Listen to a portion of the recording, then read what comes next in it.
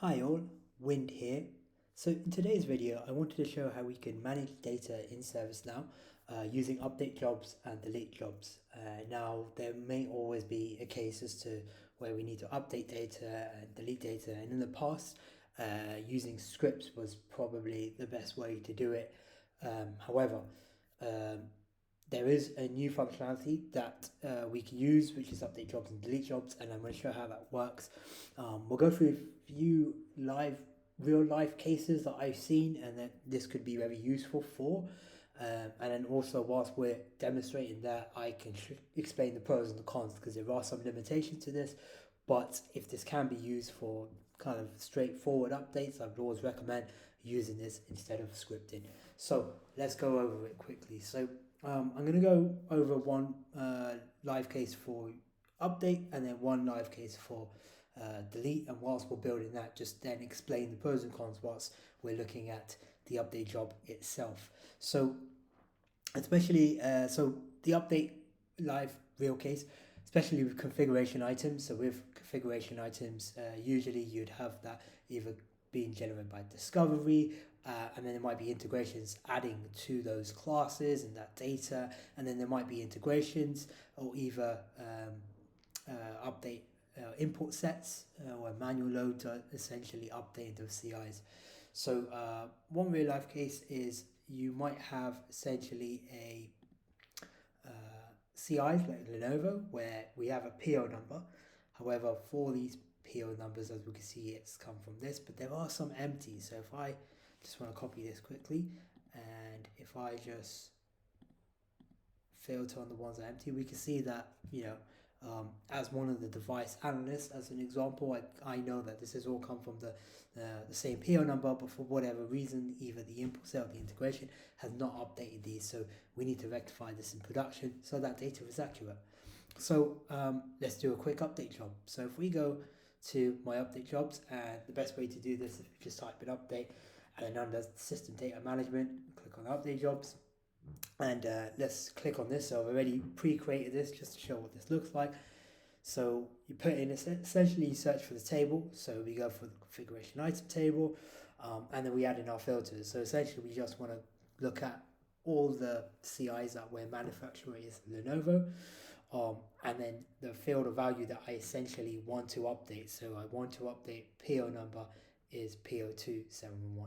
We also want to add here actually if the PO number is empty. So let me just do this. Okay, so if I just save this quickly, okay, and then we can preview the records. And this is the great thing about doing this on the update job is now if I click on the update records, I can see the exact record that would be updated. So let's go back, and I just want to go over these two key fields. So auto update system fields. So essentially this will, if it's selected, will update the sys updated by and sys updated fields. So this is essentially the same when you're scripting. You essentially turn off the auto workflow. That way you don't have any timestamps. So you can still do this by deselecting that if you so wish. We're going to keep it on for now.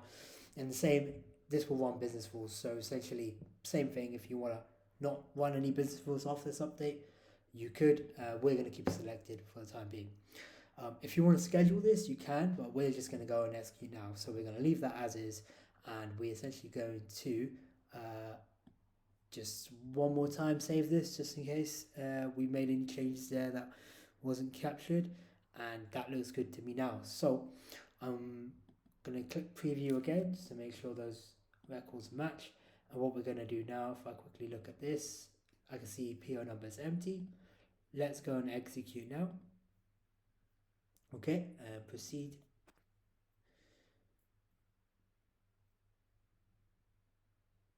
So while that's doing that, let's go back to the list view over here. So let's come back to, if I just go back to the execution results. Okay, so I can see it's complete. Great. So if I click on preview now, there's 0 records, meaning nothing matches this anymore. If I go back to that preview record where over here PO number is empty, and I just go back here, I can see that there's none here. So if I just go back to the Lenovo ones, I can see that all of these essentially have been updated. So take a quick look. So if we go back to show matching, I can see all the ones that were updated. So very quick and easy update there.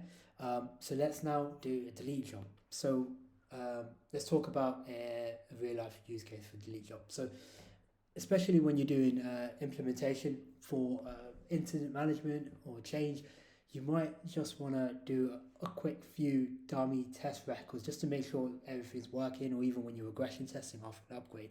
So would be great if you could delete some of those test cases so that it doesn't cause any confusion.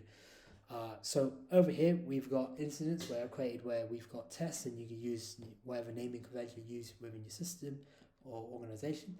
And we're going to go and essentially delete those test records. So same thing here, we're just going to go to our delete jobs, and we've created one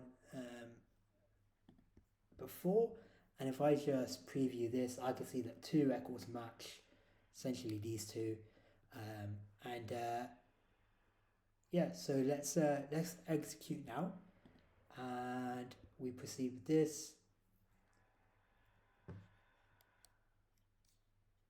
Okay, it's the same thing. We'll just select both of these in a new tab. So we can see that these were executed. We can see below the deletion counts here. Essentially, I can roll back as well if I wanted to. And if I now preview this again, there's 0.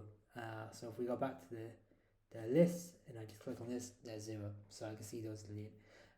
If we want to do one more check, we could always go to the deleted records table, and we can see it deleted there. Okay, so that's essentially the update and delete jobs. I just quickly now want to go once over. So the pros over this, just to summarize all of this, the pro behind this is it's very easy to essentially add the filters for very simple, straightforward updates or straightforward deletes. And you could preview, and you have a log of those, and essentially you could turn off business rules and whatnot. And this is much better to do this because it's controlled within this functionality in comparison to running a fixed script where you could, if there's a change in the script and it's not seen before you run it again, you could cause issues. So this is a little bit more controlled and better in that. Where the limitation is though, it is only for very simple conditions. So if you do require more of a complex filtered requirement, a background script would probably be the best bet. But this is really good for those 2 use cases, and probably many more. If you do have any questions, please let me know. Happy to help, and I hope this helped you. Thank you all. Bye.